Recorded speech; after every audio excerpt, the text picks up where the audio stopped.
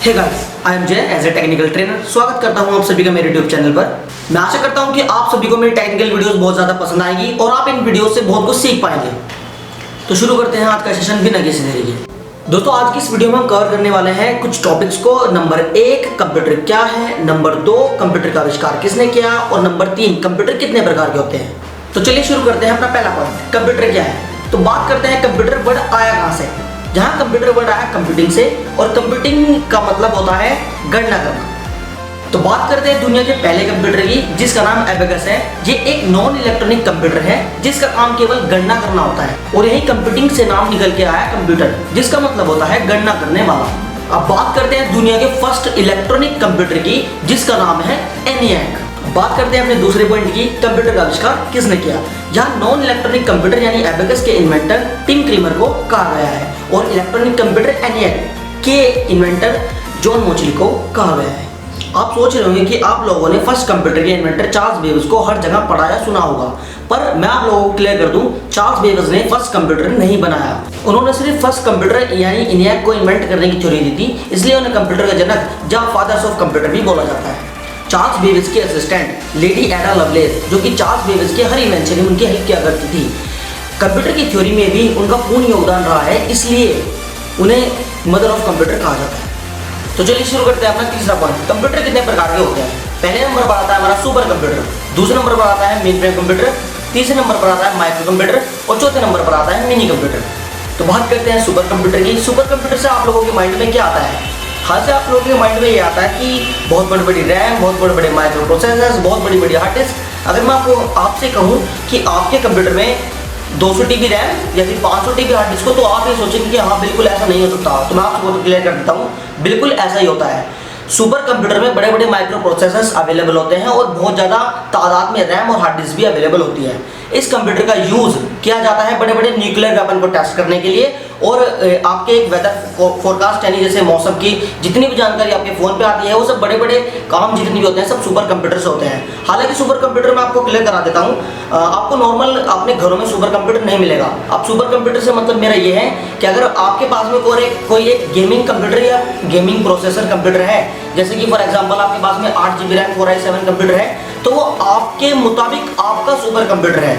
वो पूरी दुनिया के लिए सुपर कंप्यूटर नहीं है, वो सिर्फ आपके लिए सुपर कंप्यूटर है, क्योंकि उसमें आपके सारे सॉफ्टवेयर और आपके सारे टास्क आपके अवेलेबल आपकी तरह चल पाते हैं। चलिए बात करते हैं मेन फ्रेम कंप्यूटर की। यानी मेन फ्रेम कंप्यूटर से क्या मतलब, मैं आपको क्लियर करा दूं। अभी पिछली टास्क में मैंने क्लियर किया था आपको सुपर कंप्यूटर। अब सुपर कंप्यूटर मैंने जितनी आपको नॉलेज दी आपको समझ में आ गया होगा। ये भी सुपर कंप्यूटर की तरह ही होता है, पर सुपर कंप्यूटर से ये थोड़ा छोटा होता है। अब मैं आपको बात क्लियर करा दूं, आपके प्रोफेशनल कंप्यूटर यानी आपके जो होम पे आपके घर पे जो कंप्यूटर्स होते हैं वो इतने बड़े नहीं होते जितने आप समझते होते, या उनके टास्क की उनकी प्रोसेसिंग इतनी बड़ी नहीं होती।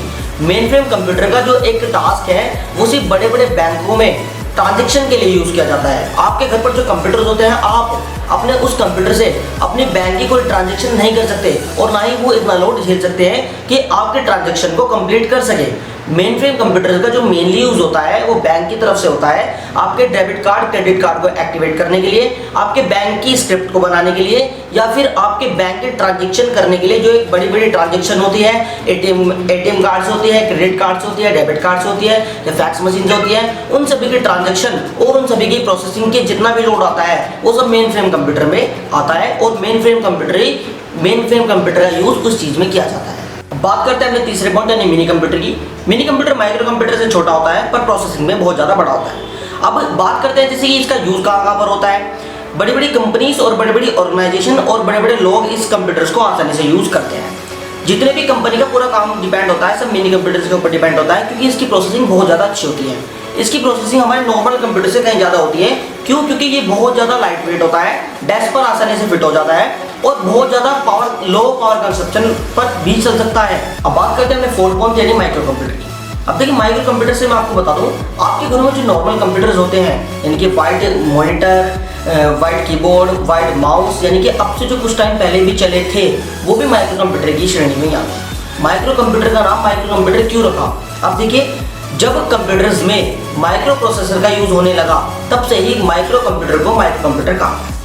अब देखिए, इन कंप्यूटर्स की प्रोसेसिंग थोड़ी मीडियम टाइप की होती है, ना तो मैं आपको बताऊं कुछ फास्ट है ना ज़्यादा स्लो है। नॉर्मल स्पीड के साथ में कंप्यूटर वर्क करते हैं, पर इनमें मल्टीटास्किंग हम नहीं कर सकते हैं और ये ज़्यादा कंप्यूटर हमारे लिए बेस्ट नहीं होते हैं। नॉर्मल तरीके से हम वर्क कर सकते हैं, जैसे कोई सॉन्ग्स वीडियोस वगैरह देखना, वो सब नॉर्मल चीज़ों में आता है। हाईवी गेम्स या हाईवी प्रोग्राम इसमें यूज़ नहीं कर सकते। तो गाइस मैं उम्मीद करता हूँ आप लोगों से जितना मैंने आपको समझाया होगा इस वीडियो के माध्यम से आपको समझ में आया होगा। अगर आपको वीडियो अच्छी लगे तो प्लीज़ लाइक कीजिए, चैनल को सब्सक्राइब कीजिए, ताकि आपको समय समय पर हमारी वीडियोस मिलती रहे।